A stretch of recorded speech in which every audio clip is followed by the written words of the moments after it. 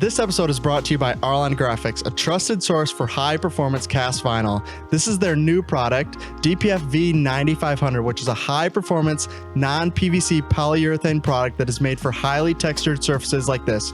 Check out this and all the new products Arlon has coming out at Wensco.com. It feels weird now with the...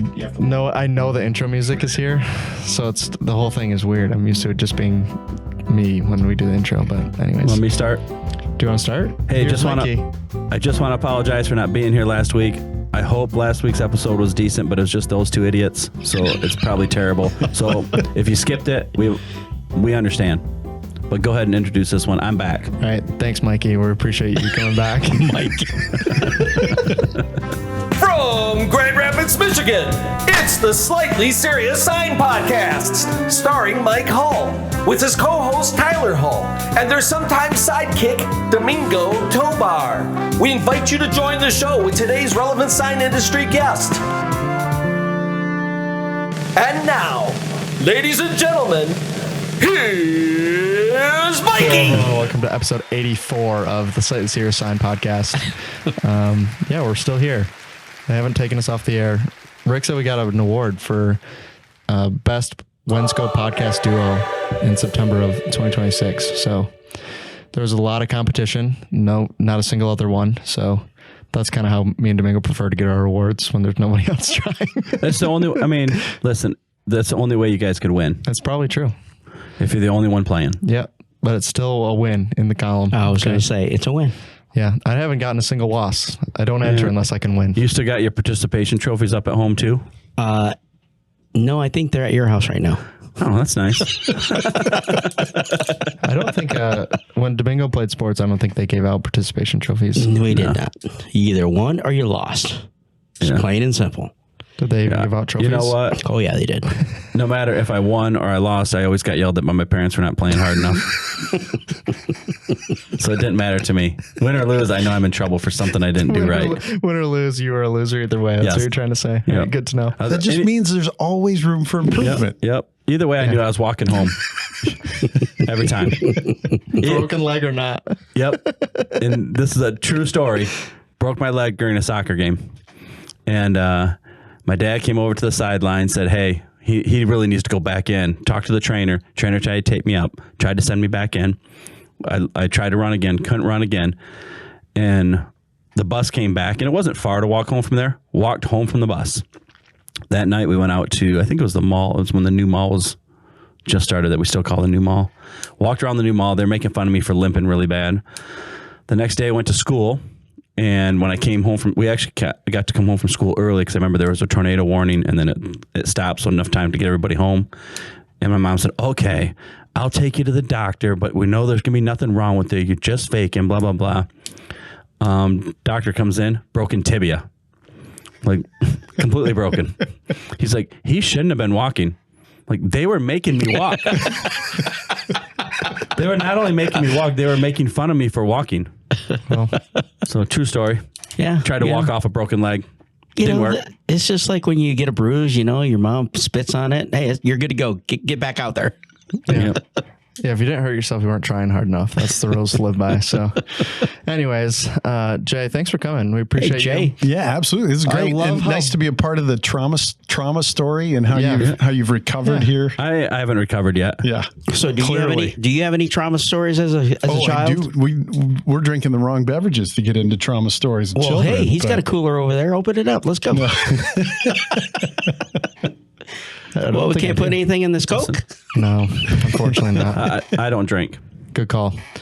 Yeah, Jay, thanks for coming. I appreciate you. We gave you a big heads up on this podcast, so we appreciate you making the trip, flying all the way in just to do this. Literally, podcast. It worked out. Yeah, we appreciate it. So if you want to go ahead and introduce yourself, who you are, who you work for, how long you've been there, and what your current role is. All right, that's too many things. So we'll start at the beginning. So yeah, Jay Kroll, I'm the Director of Product Education for General Formulations. I've been with GF for about 8 years now in sales and product management. And really, my career, my background has been in engineering, designing, developing solutions for different applications. I was in medical, doing aerospace things, performance tape, packaging components. And yeah, the last 8 years years in the graphics field. And man, I remember going to my first. It was SGIA down in New Orleans. Just the hurricane had just missed it. I remember that one. Yep. So stunk. So first time. Moldy. Oh yeah. New Orleans. Moldy. New Orleans stinks. Sorry for those listeners in New Orleans. Beautiful city. certain areas, but you know the area down by the casino. Oh, some of those it's a little rough in the morning. Is that rain or is that urine? You know, as you're going for your morning run, it's a little rough. That's how Long Beach is the same way. So yeah, it absolutely can be. So going to that for the first time. And I remember coming from medical device shows. So everything was, and it was still adhesives. It was still flexible film, stick to skin stuff. But going from my first medical show to my first graphics show. And in medical shows, if you've ever been there, things are white, light blue, and blue. And that's, maybe some green thrown in every once in a while. And I walk into the hall in New Orleans and it's neon and it's color and it's just like, wow, where it's, Wizard of Oz when suddenly it's Technicolor in this huge bright dream. But with all that, it's adhesive solutions have been kind of in my guts, if you will. I've been playing with stickers for a long time for different applications and solving those problems and addressing that. It's still sticky side down, same as with other applications. So for those that are down in the South, they're stickers, but here they're called decals.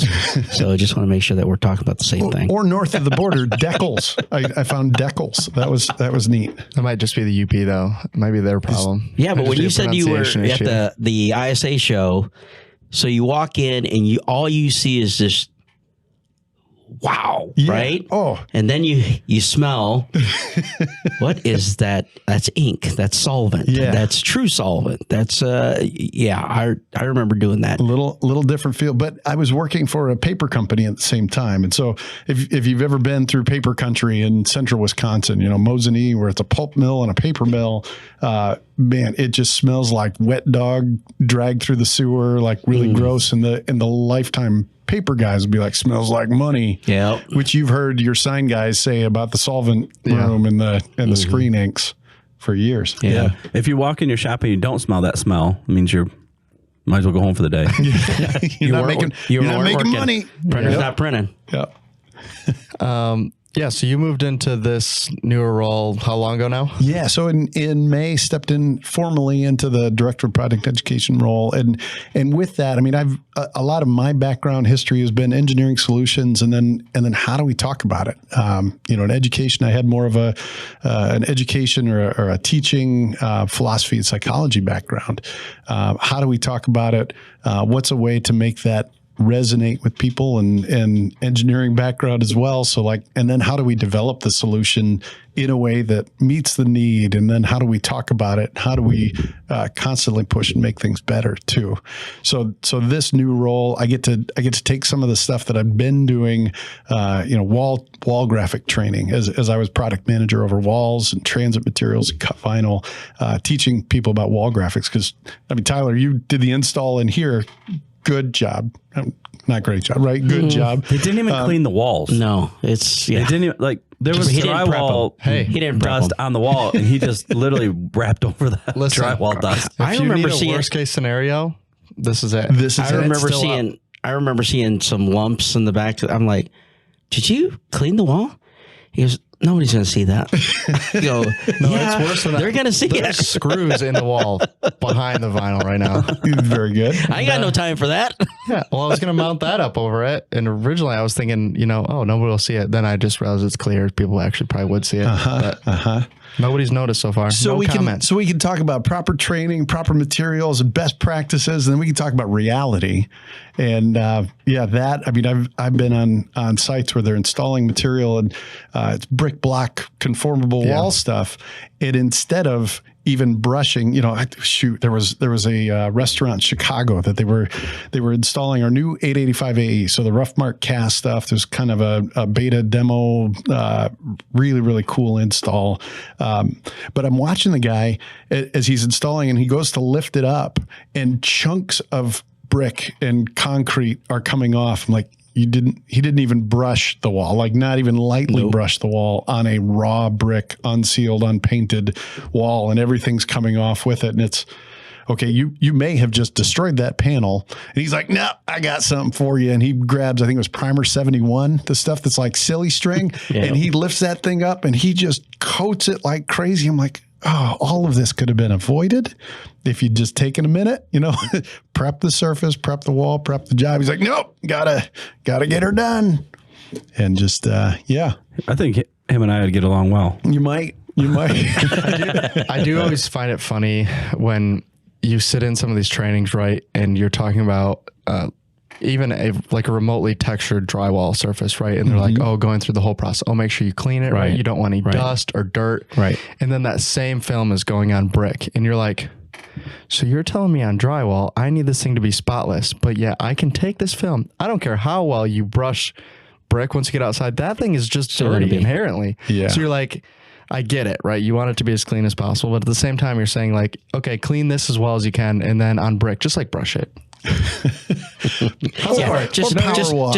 loosen up the powder. That's all. Just lay your vinyl adhesive down see on the white bottom. powder coming down. Yeah. And that, okay, so we're trying to balance things, and we do this from a design development standpoint. I had a transit material that was phenomenal. The adhesive, the film, like it matched the opacity that we needed. It was long-term, ultra removable, just really, really good. Like this is gonna change the way things are done, especially as a lot of buses are starting to be wrapped with vinyl instead of just painted, which totally changed. Vinyl adhesives like vinyl. So now I'm putting an advertisement on the side of the city bus, and I go to remove that after 30 days, and it's taking the wrap along with it. So I need to approach the adhesive a little bit differently. So man, we've got this formula. We kind of identify, we make the samples, we get it out to New York, and they're doing testing on it. And the installers start putting the panel down over stainless steel, and it's low tack, ultra removable, like again, really cool stuff for what they're doing. And they stretch it over the high points on corrugated stainless steel and then hit it with a torch and try pushing it in. It's like, oh, but it's low tack and it's ultra removable and it's calendared and like all of those things. That's going to relax. That's going to pop back out of there. It's not the right solution for that surface. So we then take, from a product development standpoint, how's it actually going to be used? I'll regularly, like Dallas Fowler or Preston Jordan, some of the guys that we use for beta site, we'll give them a new material and be like, we developed it for this in the lab. Now beat the crap out of it. Do the things that guys in the field are going to do that they're not supposed to, right? And it's got to just work. So a lot of the wall graphics, same sort of thing. We need solutions that just work, even if you don't do your due diligence on all the prep and priming. And yeah, I mean, when you guys came out with 885, you came here and we did the test on that. Yep. The brick wall that you shouldn't wrap here, right, in terms of the grooves that are in it. And you're like, will it fit in there? And he's like, I don't know. Let's try it. So we just heat it. And it just went right in. And you're like, nobody should ever do this. But in theory, with all vinyl, at some point you're going to run into a situation where it's like, I know this isn't rated for this, but it's included in this job, right? Like you're talking about that with the buses, right? Like the buses are completely flat, right? Except for we have this one section where we have this little seam that it needs to go into. And if it works everywhere else, but doesn't work there, it's going to be like, well, this film doesn't work for us, right? Yeah. So sometimes you're running into situations like, should you do it? No. But we know people are going to do it. So we can tell you that we've tried it. It's probably going to fail. But if you need something short term, you might be able to get it to work at least. And I respect that you guys are putting in that work, right? Where everyone else would be like, absolutely don't even test it. Yeah. And that was the feedback from the New York guys, is that, well, they're installing it, quote, wrong, right? So we could go through all kinds of training and requirements that they're going to do this. The second the supervisor's not there, they're going back to their old method. So again, it needs to work. And it needs to work when it's raining, and it needs to work when it's hot, and it needs to work in Miami, and it needs to work in Minneapolis. And so all these different things. And it's funny, we were talking a little bit earlier that make good choices, right? That I scream to my kids as they're getting out of the car and going into school, trying to embarrass them. But that really comes back down to just a fundamental thing that we need to make good choices when it comes to that. If we're doing things, we could talk about, like, if you're using primer 71 to get your brick wall vinyl to stick because you didn't do your prep, you made a mistake there. You're not making a good choice. If you're always leaning towards heat or primers, you're feeling that tension from the material, that there's a good chance that you're overcompensating or you're not using the right material for the application. You don't watch YouTube because they show me all the time on YouTube, just heat it up and mash it. Yeah, heat and I see it mash. all the time. Works. Yeah, It you sticks. start talking about, different adhesives. You got acrylic adhesives, you got grade adhesives, you got, UV, there's all kinds of different adhesives. But those adhesives stick to certain products. Certain materials, certain applications come in play. And I think a lot of people say, well, I want a cheap material. Okay, we can get you a cheap material, but cheap. it's not gonna last. Yep. Why is it curling when I put it on the wall? I don't think a lot of people pay attention to like even just normal stickers. I think of like the bowls you can buy at Walmart. Like $3 bowls. They have a sticker in the bottom. Yeah. That sticker needs to stick enough where they can get it to scan, but then be removable enough where they can just pull the sticker back where you don't end up with all the stuff in the bottom. It's like that kind of stuff. I'm looking at the sticker going like, smiling at like, how did they get that to stick so well, but it removed so easy? Yeah. So on a plastic surface, all of it removes cleanly. There's always that little last that last little bit. Or, I usually get it with my cereal. Yeah, don't accidentally push it down as you're trying to pull it off, or then it's grim death and it's locked. But I think you think about it from that perspective of packaging, right? When you think of like some of these bigger companies, right, where like everything they do is kind of dialed, right? Like when I get like something from, we were just talking about it earlier with Yeti, right? Like I never get anything from them that doesn't feel like, oh, this is Yeti quality, right? Every time I get it, I just think like, this is what I expect from them. And the reason is they do all that due diligence, right? They're using the right stuff for the right job, for the right application. Mm-hmm. And sign shops, I think oftentimes don't do that. We're just like, well, I have this roll. Let's use it. It's been sitting here. It's like, will it work? And even if they call us, like, will it work? And we'll be like, I mean, like maybe like, it's not for that, but like, I mean, in theory, right, it could go, but like, I mean, why would you even, it's not worth the risk half the time. And I feel like they're not as, it oftentimes feel like they're not as concerned with, will this work long term? It's more like, if I do this today, well, can I get it on? And be like, yeah, it's just maybe. like, it's just like the Christmas video that we did. And I started, remember my picture? I was putting it everywhere. Yeah. Right? No, that's not what it's for. Yeah. It's just like, but I made it work. Yeah. That's kind of the reality. Is there a difference there between kind of a transactional mindset that, right, I just want to get this job done versus, I'll say a product management mindset of what is my desired outcome? What are my materials that I have to work with, and taking it from that, and even from sign shop management, right? You need to be, if you're doing wall graphics, you need to be doing a site survey. You need a checklist on what paint was used, when was it painted last, were there any repairs to the wall? Basically setting yourself up for success. I was just reading on LinkedIn yesterday. They were talking about the Hertz. I think it was Hertz and Avis and one other that they had done a e-commerce website design. They wanted a new app and an interactive thing, and they over 2.5-3 years spent $32 million on development of an app that never ended up working. They didn't have design of scope. They didn't have any of the what are we hoping to get out of this? What are the measurables and deliverables and stuff? They didn't look at it from a project standpoint. They just kept throwing things at it and changing as they went along, and taking that time, like just sit for a second, think about, all right, where are we going with this? What do we actually want to do versus just running headlong crazy into it? It's hard for me to think because I think safety and precision just cost you time. If you break out, that was coming. Listen, when I did the walls in my basement, when I had to, like Tony said, use the level. What for? It looks straight. It's a hammer. That's what you're using the level for. Okay, so I came from here from I was out at Grand Valley State University, and there was a wall graphic in the stadium that had been done using our material, and you could see it's popping, lifting in certain areas. I'd even talked to the installer about, all right, slow it down, right? Slow down. And man, I looked at it. You could see these areas where he was really diligent there and not so diligent right there.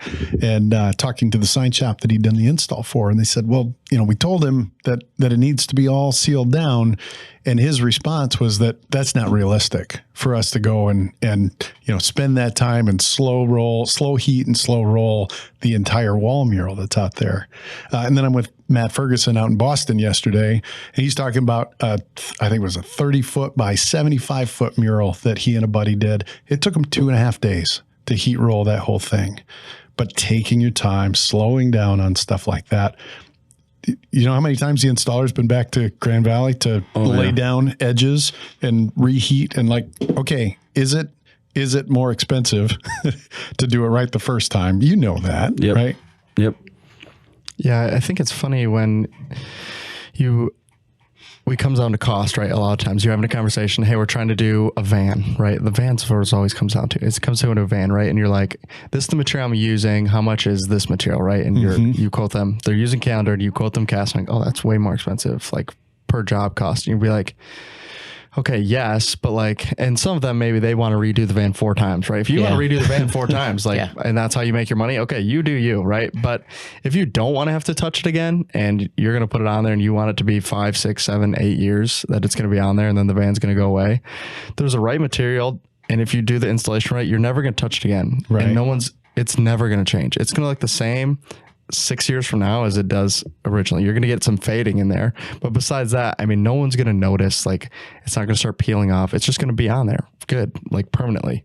And I think a lot of the wall mirrors are the same way, right? Like if you put a wall mirror on, people are just going to assume it's painted on there. Sure. It's just going to be on there for years. It's going to look the same.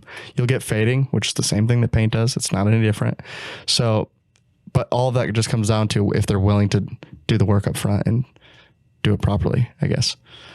Yep. So with that, when we talk about wall graph, and that's near and dear to my heart because I've been the wall product manager for 6 years now with GF, developing a lot of those lines and those solutions. That's a sensitive topic for a lot of people. I training mural on the wall, and I talk about a guy down in Kalamazoo Sign Center that they had done an install using 229 HTR, Walmart canvas. And in this one bike shop that they're in, it's failing, it's falling off the wall. And I immediately go in like a problem solver mode of, okay, what do we know about the paint? What do we know about the surface? Can you send me a picture? Like, let's start to address the variables here. But Ryan said, he's like, man, this is why I do vehicles and I avoid wall graphics. Like there are too many variables when we're talking about this stuff. And I'm like, wait a second, time out. Because yes, there are a lot of variables with the paint type and with the surface texture and with the materials that I can use. But if I take the time to understand what my options are, what my objectives are, if I practice, be curious about what materials are out there, I can make as much in 2 hours doing a wall mural as I can in 4 days doing a vehicle wrap. So running away from that stuff because you don't understand the variables or you're not willing to do the work on that, you're leaving money on the table. Or vice versa, guys are like, you know what, I'm just going to use cast on walls because I can't have it fail. I don't want to come back and do it again. And man, there are so many other materials other than cast for a flat surface, smooth painted drywall. Like that's way overkill. That's like doing bumper stickers with cast vinyl. Can you? Should you? Or do you need to? Is what it comes down to. Yeah, right. I feel like that's what I always coming back to. Like, do we need to do it this way though? Like, is this? Sure, we can. That's what I said at the beginning. Can we do it? Yeah, I mean, probably, right? I mean, a lot of these materials that we're talking about are super versatile. We can use them in all sorts of applications. Yeah. What they're recommended for and what people use them for, sometimes they're two very different things, right? Yep.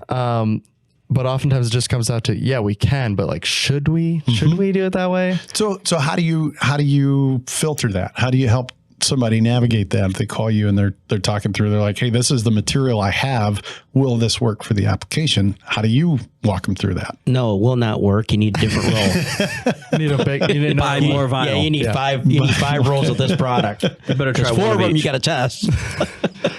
A lot of it just comes down to like, you're just asking the questions. How long are you going to put it up for? Right. That's a big question. And oftentimes, like if you have a product that I wouldn't recommend for a job, but you're telling me like, hey, I need it up, I need it up 3 months, right? I'm not even going to fight you on it. Will it stick? And my brain will just go like, more than likely for 3 months, it's going to stick. Right. And most of that time, 3 months is an exaggeration. They need it up for like 2 weekends and then that thing is done, right? Yep. Am I going to switch you to a new product so that you can have it up for a few weeks? Probably not worth your time or the customer's time. Right. If you're going to put up for a long time though, then it just becomes a question of like, okay, if you're doing vehicles and it's going to be on there a while, you're doing walls, it's going to be up there a while. Let's make sure we use the right product because what you don't want to do is come back, because regardless of, we always talk about this too with like, oh, maybe we'll get like a manufacturer defect. And I'd be like, probably 99 out of 100 times when someone thinks they have a defective product, it comes down to installer error. And we always joke that like, I mean, we always joke about not saying this on podcasts because we don't want to tell people about it, but like more than likely we just make it right. And the customer is thinking like, oh, they got paid from the vendor. And we were just like, this is not going to be worth our time. We'll just take the return and we'll be done with it. We're not going to get a return. We know it's not a defective product. But if you're thinking about that and you're thinking like, oh, I'll just if something goes wrong, then we'll just, get a new one and go up there. Like, it's a waste of our time. It's a waste of your time. It's definitely gonna be a waste of your money to do it wrong. To do it wrong twice is way more expensive than doing it right one time. Sure. Even if it means getting a new roll of vinyl for what you actually should be using. And so I try it from a product education standpoint, break it down into the features of the film. We talk about thin films and thick films, calendared, cast. What can we expect from those? Thick films could be really easy to handle. Thin films can have more conformability. Polymeric versus a monomeric. I'm going to get more life and durability, more function and feature out of a polymeric than I will out of a cheap and shiny, don't see the light of day kind of monomeric vinyl.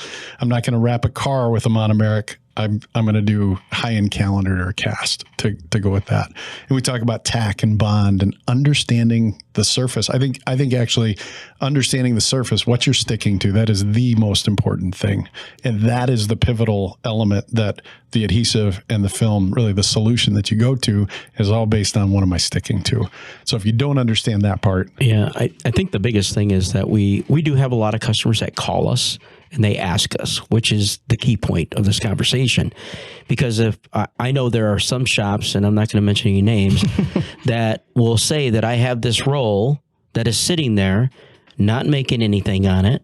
I'm just going to use it, which some applications it will work and some applications it's not going to work. But it's that whole conversation of educating the customer to understand, look, we are an outlet. We are a source for you. Your sales reps, well, some are a source as well. But, when you have customers that don't want to call you the sales rep, that's a problem. Or reach out to a vendor. We don't want to bombard our customers to start calling our vendors.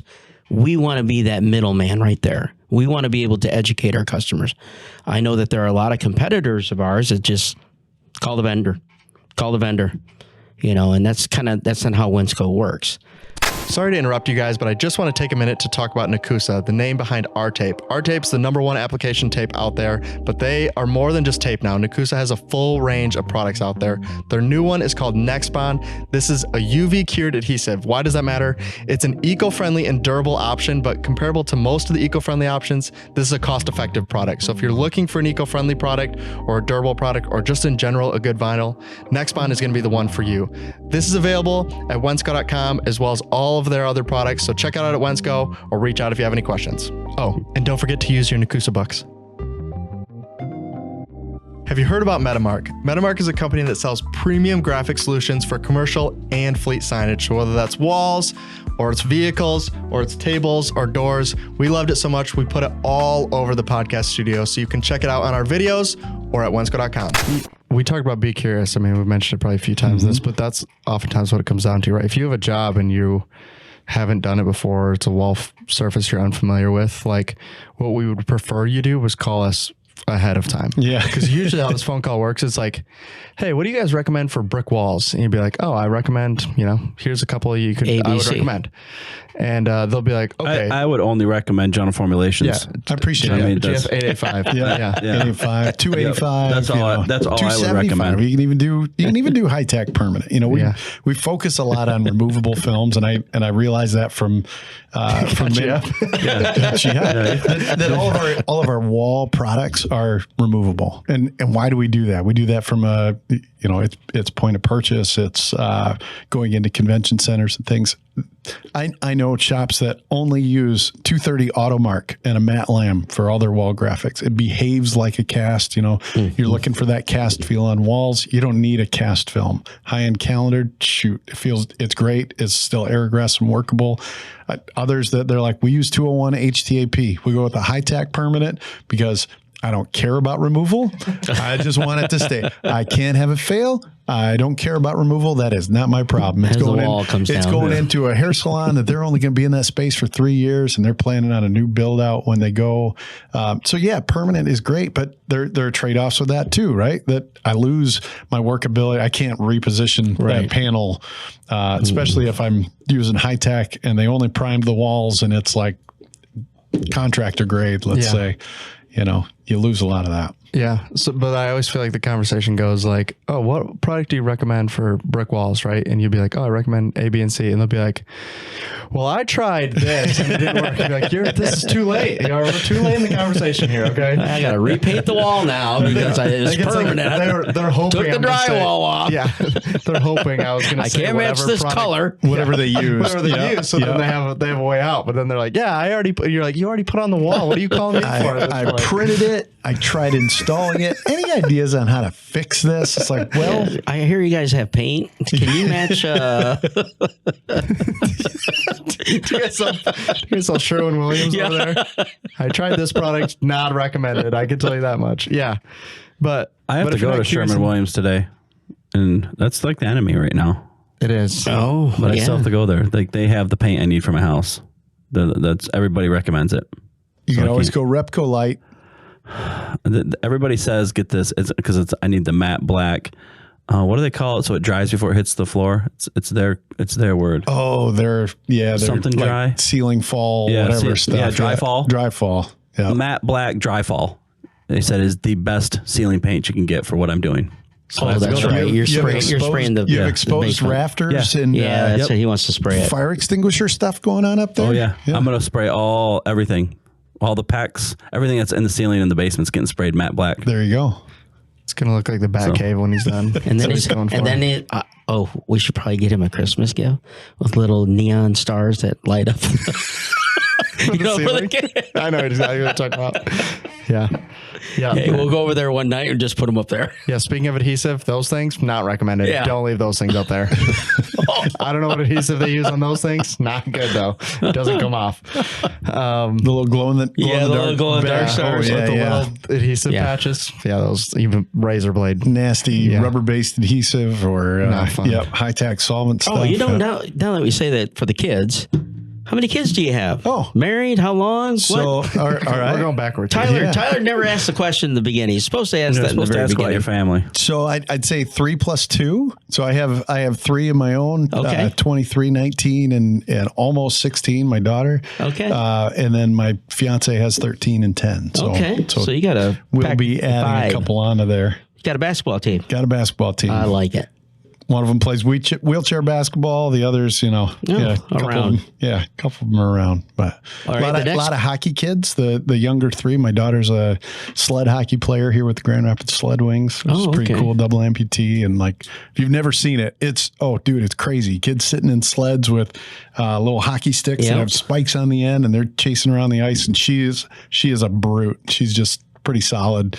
Actually, not long ago, we did with Mary Freebed here in downtown. We did a trailer wrap with them with our 830 material, and so maybe you saw in Digital Output or one of those that they had highlighted that press release and thing. We rewrapped their wheelchair and amputated sports program. She's not missing any teeth or anything like that. No, elbows or anything like that. Not yet. Opponents though. Yeah. Oh, there's this one little kid though. We play against team like Columbus, Pittsburgh, with a lot of road tournament things, and there was one little kid on the Columbus team that he was apparently using his naughty words out there, and just a little dude, and she's a brute. She just takes and like pushes him sideways, and he went 3 feet and flopped over on the side. It's pretty great. She's like, no, don't have any patience for that. We were playing a tournament in Canada, and their junior team is more based on skill. So there were 40-year-olds that were on their junior team that we were playing against, and she knocked one of them over, and they didn't get back up. I mean, it's wow. Which Domingo, you understand with the creaking noises you made getting up in the chair. Absolutely. Old people don't quite move quite the same. Yeah, if you hear the squeaking, it's not the chairs. Actually, it's just Domingo's legs. Got gotta oil it up a little bit. The joints, His hinges the joint. I've been looking for joint pills. Yeah, they've got recommendations to take some. So the other thing with general formulation specifically that I think has come up, and we sent someone to your booth at RapsCon talking about this, is we were talking about the entire concept of HTR just in general, and how this doesn't make any sense to anybody. Right. Because in most people's heads, right, you have low tack, which is removable, and then you have high tack, which is permanent, right? That's kind of what we've grown up with, at least. So now when you explain to people, they're like, yeah, I need like a short term, but it's on porta potties, and you're like, historically speaking, it's like your only option is the worst adhesive we can possibly get, and it will never come off. It'll never come off. And so now we're trying to explain to people, oh, there's options for that where you have a high tack adhesive, but if you want to peel it off, you just can peel it off. And I think you guys showed this to me at GPX Indy. This must have been 2 years ago now, probably. Years, and I was just like, this doesn't even make sense in my head. When I stick it down, you feel the adhesive.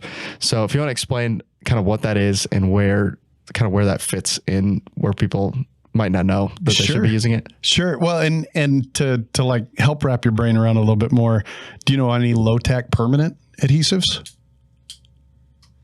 So I know they have, well, some of them now. The original SLX Plus. Yeah. No, the original SLX was a low tack permanent. Yeah. The original. That was low tack non-adhesive, but that was vehicle static point. Are we allowed to crap talk? Yeah. The competitor. Sorry about that. We're talking about the old version. Yeah, the old version. There's one on the wall that's on the other side of this wall that we put up. Staples? It's stapled up? No, it went up and it stayed up, but it is never coming down. The one that's in Bob's office was the original. The original SLX, where like it took a long time to whatever to wet out, bond to the surface, and now it's bonded for life. So it's going to peel the paint off. Oh, you ain't taking it off. Oh. Interesting. Now, I was wondering why he had it up there. Yeah, it's not. So again, when we're making good choices, right, we need to understand what it is that we're working with, and in that, which glue is right for you. I do this really nerdy dad magic thing about when we understand the surface, and that some surfaces, shoot, even this tabletop doesn't like stuff sticking to it, which is why the Metamark thing is just kind of floating over there. Sorry, I'm taking license with talking crap about competitors. Love you, Josh. Good news. Good. We can't use Metamark on the table. That's top secret information. So wait. But that Metamark sticker's not Metamark. It's general formulations. That's the only way it's going to stick on this surface. I refuse to say what it is. I refuse to. But Josh, if you hear this, you can ask me about it though. I don't know. Oh, man. But we do have it on our website for sale. Okay. Subject train. Back on track. All right. Sorry. So when we talk about tack and bond, tack as it relates to bond, again, understanding surfaces. Some surfaces don't like things to interact with it. Glass, everything. That's high surface energy. Everything likes to stick to it. Plastic, even flip over your release liner, your 90-pound liner that's polyethylene coated. Put a drop of water on it and it beads up. Take that same drop of water, put it on a piece of glass, and it goes flat because that glass is high surface energy. It likes stuff bonding to it. The plastic doesn't like stuff sticking to it. Powder coated metals kind of behave the same way. Flat painted walls behave the same way. All right. If you take a sticker and you put it on glass, you put it on a tabletop, you know that right away I can lift, I can reposition, even high tack. Generally, I can move it around. Come back 15 minutes later, that's a little more tricky. Come back 24 hours later, forget about it. That thing's stuck on there because bond happens over time. So we think about tack is my stick right now. Bond is my stick over time. So on things that don't like stuff sticking to it, I need something that's more aggressive. Just like a vehicle wrapper, I can have low tack, slidable, but when that's squeegeed and that's heat set, I post heated, that's permanent. That's on there until it's time for me to take it off with heat, right? I'm going to change the form and pull it off. Well, just like I can do low tack permanent, I can do low tack removable, I can do high tack permanent, I can do high tack removable. So it's changing the characteristics of that initial stick and changing the characteristic of how that bond builds with different surfaces over time. So I mean, it's tweaks to the chemistry. There's a reason they call us general formulations and not, something other than formulations. I walked by general formulations every day going to school for however many years I went to school. With your broken leg? With my uphill. I mean, no, it's pretty flat. Yeah. I mean, I literally walked from, you know where the old high school is. My house is on the other side of that. That used to be a fence. My house on the other side. And then where they put all those new houses on the other side of town. So 2nd and 3rd grade, we had to walk to 2nd and 3rd grade, which was about a mile. But I used to walk by that place. We always thought you made cereal. General Formulations, got to be cereal. Yeah. And general. So we were talking about that earlier. Like, how did it become General Formulations, and the exact name, like, how that got formulated, if you will. General Formulations started as General Assembly in 1953, and it was making screen print, automated screen print equipment. Before then, it was, I'm going to take one image, I'm going to screen that, I'm going to set it on a rack, load up my material for the next one, screen that image, load it on a rack. And that, we have customers that still do it that way. Still do it that way. And more power to them. There are better ways, I'm sure, that you could sell them. But that first semi-automated equipment that went into a kind of a stacked rack system, they still have one at Continental Print up in Sparta. They still use that same exact system. So it's like conveyor of those drying racks. And from that, GF, we then advanced into some of the inks that went into that material, because you're going to buy a huge piece of equipment once, right? We want to sell the consumables as well. So went into formulating inks to use in that. And we're talking the lottery scratch off inks and different colors and things. And then from there, we need the substrates that go that material goes onto. And a lot of our history was focused on point of purchase. Convenience store, gas station, the auto parts store, and what they were putting up in their window. So a lot of that removable adhesive stuff was core. That was foundational to General Formulations getting into those spaces, regular change out stuff, point of purchase. So it makes sense that our technology, when it comes to removable adhesives from walls, from brick walls, from vehicles, transit type materials, those regular change out, not really commodity, but short-term point of purchase, advertising, retail type materials, those have been our superpower from the beginning. Floor graphics as well, the cure for COVID, as it were. Mm-hmm. The one that we were just talking about this week with another vendor, but the thing I find interesting is people that have been using the same material in their shops for years, right? Yeah. We talk about the joke that nothing ever gets discontinued in our industry, because there's one giant customer that has been using it for forever, and they refuse to change to anything else. Yep. And you'll do a demo with somebody who will be like, "Hey, have you seen this before?" And they'll be like, "No, I've never seen this before." I'll be like, "Okay, well, let's try it, right? Yep. You're familiar with another material, try this one." And their minds will just be like blown when they go to use. I mean, like when I saw 885 for the first time, right? And we put it down on the wall, and then you're like, "Peel it up." And let's go move it to somewhere else. So we peel it up, heat the whole thing down. Looks like I never did anything with it. Put it on a whole new wall, squeegee it right back down. I think we did it 4 or 5 times with that same sample. Yeah. Yeah. And that concept to people that do walls previous to that technology coming out didn't even make sense, right? The idea of even lifting it up didn't make sense to most of them, right? They're so used to material that as soon as it touches, we're done. I can't touch it again. If it touches itself, we're done. If it touches the wall, we're done. Anything at all, it's over. And they'll see this and be like, "How do I not know about this?" We'll be like, "Well, you've been buying the same material for 17 years. You never asked anybody if there's another one," right? Like if you're not like out there looking at it, looking for new stuff that's out there, sometimes you'll be like, "This guy is down the street quoting this way cheaper than me," and be like, "Yeah, it takes him 45 minutes to do it. It takes you 6 hours." Right. Like, and it's just material, right? Like if you're not using the right job, you're like, "Wait a minute, fighting this thing for days," and the other guy's been done for 5 hours. He already went to lunch and came back, right? Right. But with that curiosity, you can also, you need to be curious about the technique that you're using as well. So I've watched people and in those beat the crap out of it tests that we did, even with 885, it was to the installers, install this just like you would X, competitive product where you're using 8624, 480 or 1106, whatever you're using for those brick wall wraps right now, 8200 even, use the same installation method because they're all high-tech permanent. And so I need to really carefully hit my touch point for my alignment, and then I'm going to heat and relax to get that film to set down so that I keep registration between the panels, because there's no chance that I'm moving that once it's already up. And I took 885. We were down at Wrap Sesh down in Phoenix and doing a big install, 10 feet by 75 feet on the wall with Vinyl Vixen and Slim Shetty down there, Jess, Mike. And we were, because the way they were doing it, and they were on the scaffolding, and Mike was up top, and he'd set the panel and hand it down to Jess, and she's doing the lower half. We were 5 panels in and taking our lunch break, and we realized, 7 panels in, and realized at panel 5, there was a slight misalignment right at that overlap between the panels where they had done the transition. It was right where the scaffolding was. And he's like, well, that happens sometimes. We'll just have to live with the misalignment. I said, well, but hold on, Mike. This is removable adhesive. Can you get under there with your knife? And he popped it up. He stretched the material out, heated, set it back down, flawless. And there's no way you'd be able to do that with the standard permanent adhesive brick wall material. It was fantastic. And we also think about that, high tech. If you ever fold that material over onto itself, or you're doing a 20-foot tall mural and the wind blows and it folds over and touches, you're done. And with the HTR, you can still pull it apart. That's pretty cool.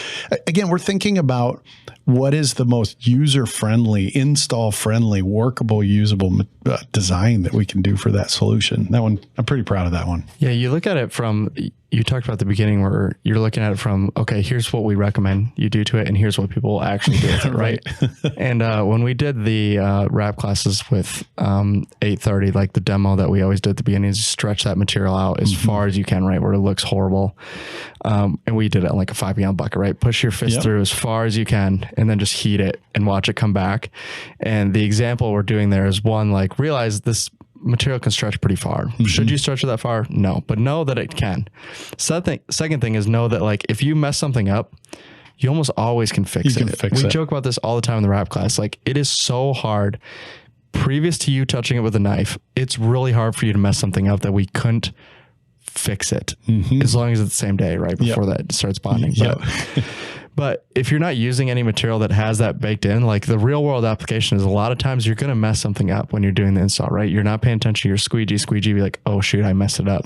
I'm already 6 strokes in. I don't have a choice now. It's already on the wall. If you're not using a material that's made to be forgiving. So is it more expensive? Yes. But what's really expensive? Having to reprint a panel when you're in the middle of a job. So all of your guys have to go back home. You got to wait 2 days, and then they all got to go back out. That's more material though. Yeah, but it's a lot of time. So Mike, are you officially saying is the Wensco line, feel free to screw up out there on the job site? Mess it up as much as you want. Many times. All right. Print it wrong, apply it wrong. We don't care. Laminate it wrong. We don't care. Buy another roll. I was just about to say, I think Tyler's describing himself when he was talking about the errors and stuff. I need as many potential points of failure to be avoidable as possible. Okay, because I'm going to hit every single one of them along the way. You're be like, Tyler, how did you do that? And be like, I don't even know at this point. All right, but are you one? So I have to screw up. I have to have my hands on it. I have to mess it up in order to learn and to understand. Right. I was always I had to burn my hand on the stove at least 2 times before I'd listen to Mom. Like I needed that level of explore, hurt yourself. Mike, we know that's about you. That's gonna be hot. You're not gonna understand that. But he was my bet you won't touch it. How long? Double dog dare? I bet I'm gonna get a day off school for this. Saved you that walk though with the broken leg. Yep, that's good. Right. That's good. You didn't have to walk by that cereal company. It doesn't smell like cereal. But no, 100%. I mean, like, we joked about these walls, like, where I was like, have I done anything to this scale? Definitely not. I think probably previous to this, I'd done 2 panels together. No corners, right? I haven't done doors. I haven't done any of it. And you're just like, I mean, I don't know. I've sat in enough wrap classes. This should be pretty simple, right? You do the first panel and you're like, this is going to be a lot harder than I thought it's going to be. Oh my God. And you get like 2 panels in. This little corner right here, it was like a day and a half he had to get that on. God. And you just never know. I mean, you don't know what's going to be. It's a straight line at least. I mean, it looks good. I think we really sold it. It really looks like someone knew what they were doing when they put this up. As long as you squint your eyes. You keep telling yourself that. It looks really good from that camera with a really wide lens. Okay, don't zoom in, please. But no, 100%. Yeah, I mean, if you're not willing to get your hands on it and try it, and I think a lot of times that's what it is, like, especially with some of these products that have been around a super long time, is the original installers that were at the company that were like, hey, we only use this product, right? they're not even working there anymore. And then the owner's still like, yeah, my installers will only use this material. And then they ask the installers and they're like, I don't know, this is all we've ever had. We haven't tried the other ones. Right. And you put the other ones in their hands and you're like, oh, this is good. Like, I don't see what the problem is. And we had that during COVID, right? Where a bunch of materials no longer became available. Everyone tried new films and then they were just like, I don't know, this one works pretty well too. I don't know what the deal was with the other one, but if you're not willing to try them, I think you're just going to be stuck, right? And these new materials are going to come out. They're going to be faster. They may not always be cheaper, right? They might be more expensive, but what you may find is that you have less errors. You got to go out in the field less often, and you have to fix less mistakes with the materials that you have. Yep. Cost is only one portion of it. Yeah. And especially, we always joke about it with like, how much, like, what are you charging the customer, right? They're like, yeah, that's like $150 more than the last one I bought. And you'd be like, how much are you making on the job? Like, what is that $150 to you really? Like, I understand it's $150, regardless of which way you spin it. But if you're like, yeah, but what you're making, like, just add it. And they're like, yeah, but my customer won't pay that. And be like, what I can promise you tried? What I can promise you with dealing with lots and lots of customers is nobody's ever been like, yeah, I raised my price and we went out of business. No one ever tells me that story. It's usually like, oh, well, yeah, we can't. They're out of business. Well, I mean, maybe. They're working as a Walmart greeter now. My goodness. That's Domingo's dream job, so don't talk badly of the Walmart greeter. No, not that one. No. You don't work at Walmart? No. Mine is... line cook at Chipotle. Let's say that's a receipt, okay? Hold that. Now you hand it to me.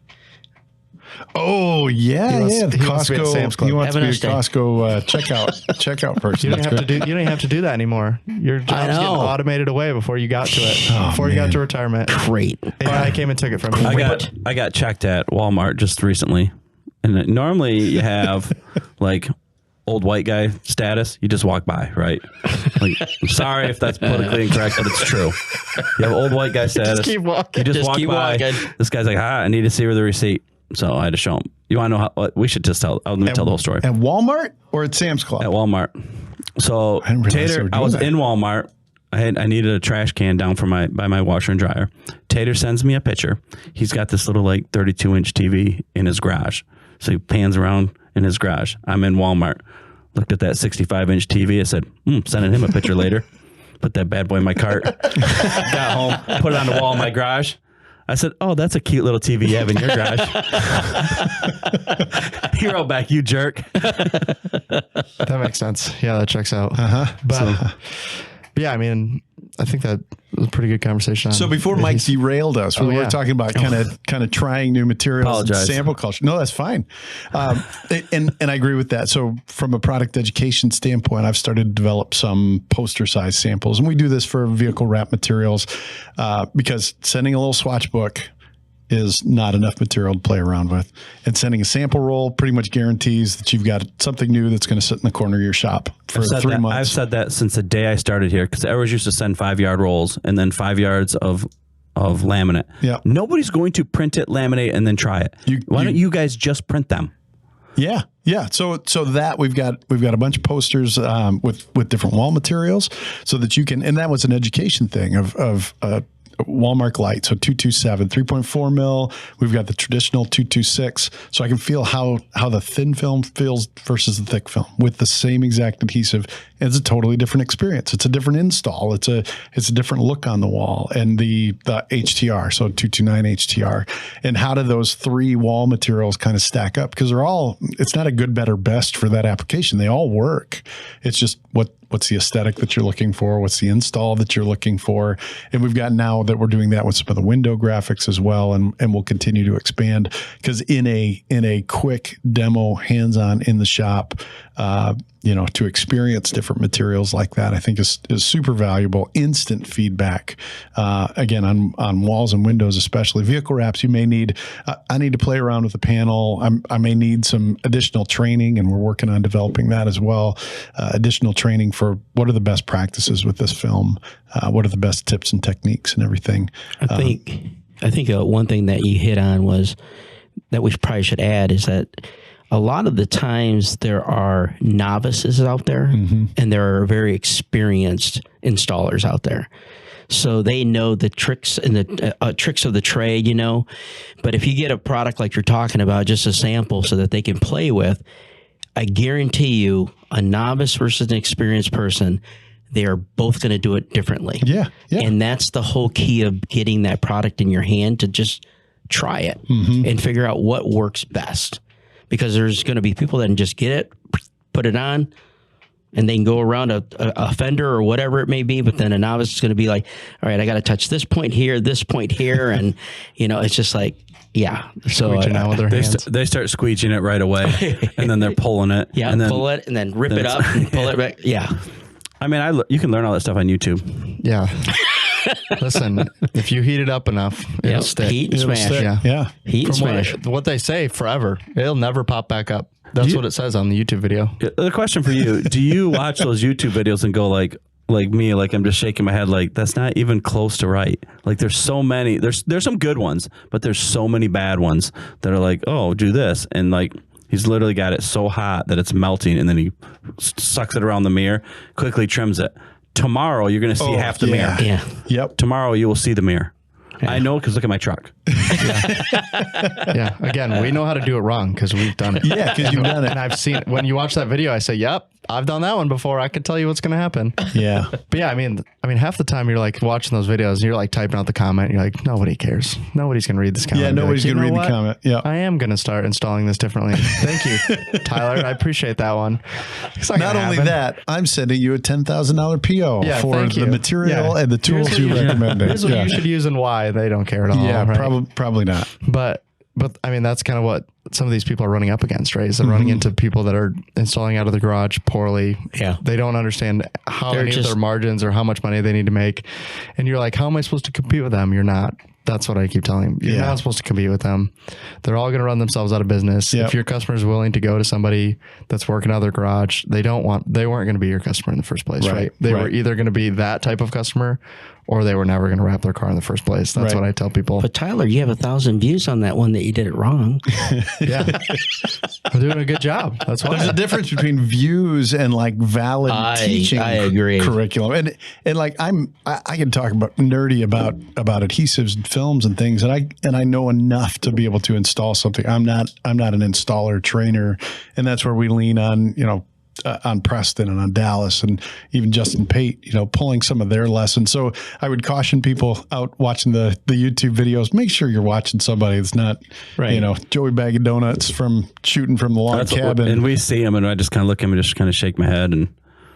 But you can't, and you also can't show everything on YouTube too. So some of these guys, give them credit. Okay, you're not showing everything, but yeah, I'm gonna start making my own pretty soon. Yeah, I think we could do it. I saw one the other day that I just cringed, that they were wrapping a vehicle. He's wrapping a door.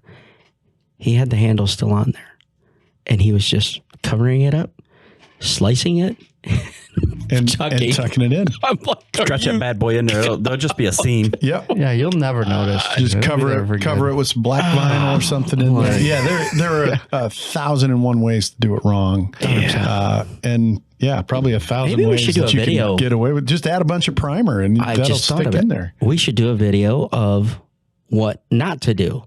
Meaning take the clips of everybody that's doing it wrong and say, don't do it this. Don't do it this way. Don't do it this way. I mean, I probably get a lot of hits. Honestly, I could just wrap a car. We'd probably get 75 short videos on what not to do. It wouldn't be that hard.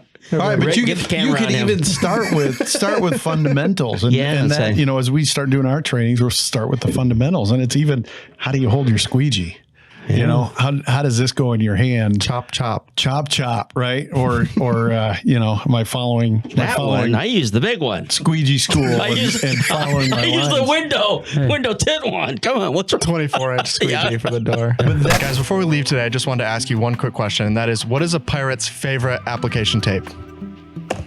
R tape. R tape is the #1 application tape in the United States, and it comes with an RLA, which is a release liner adhesion, meaning it's going to stick to the liner.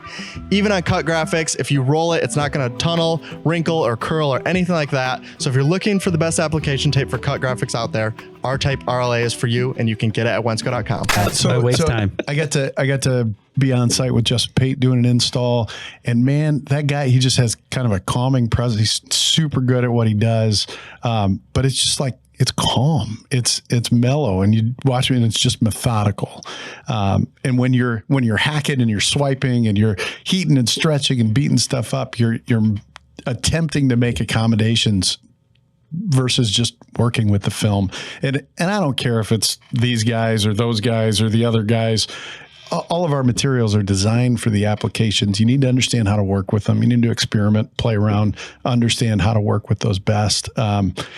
If you're fighting and trying to force a material to do something, you're probably doing it wrong. You're going to lead to failure. We like to eliminate or reduce those potential failure modes. Again, just take your time. We were talking about at RapsCon, the two teams that for the Rap Olympics challenge, and we had this giant Rap Wars brick wall logo thing. And the teams had 10 minutes. You need to get alignment. You need to be centered. You need to be level with the logo. And then at the end, you just have to heat and roll that center logo section. And the group of guys that were out of San Francisco, like great job getting it leveled. Also really fun to watch. Do they use magnets around the metal frame? Do they rip the whole liner off and start going? Are they doing a hinge? Like to watch everybody's approach, their different technique to the approach and how they're measuring and where they're measuring from. But these guys, it came to, all right, everything's leveled, it's down, it's up. They've got about 5 minutes left on the clock to be able to heat and roll that center section.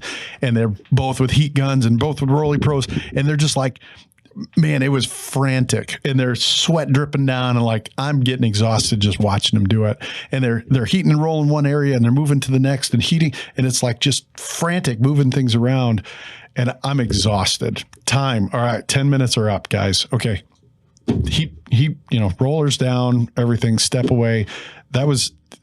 Wow, I'm tired. Great job with the alignment. Can I give you one tip? And walked up and really like I'm an old man taking a nap, like Domingo getting up in the chair, right? Really. and I just heat and roll just nice and slow, and it just melts right into the surface. And they'd been fighting it with popping out because it's not proper heat technique. They're like, we'd done that. We wouldn't have had enough time. We wouldn't have got it done. And I stop, think for a second. And they're like, shoot. We would have gotten it done, and it would have been pristine, right? So some of that stuff where you're all frantic and you're fighting the material, or you're leaning on primer 71 on the brick wall to just super glue everything in place. Just slow down, play around with the material. Like, don't push it to its limits. Work with the film, pay attention to the tension, all that good stuff. Well, perfect.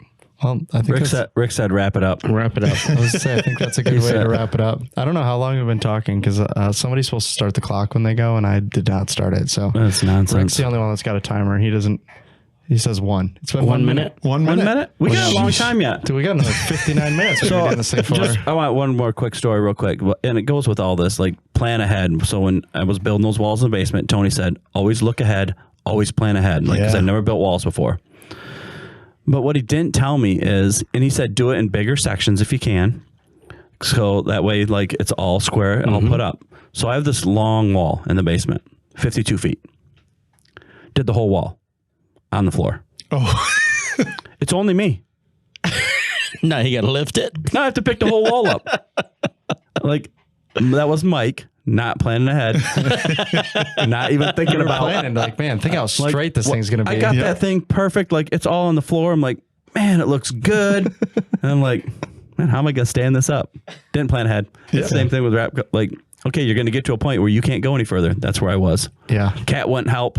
Nobody was there to help you. Cat was getting yelled at. Amish.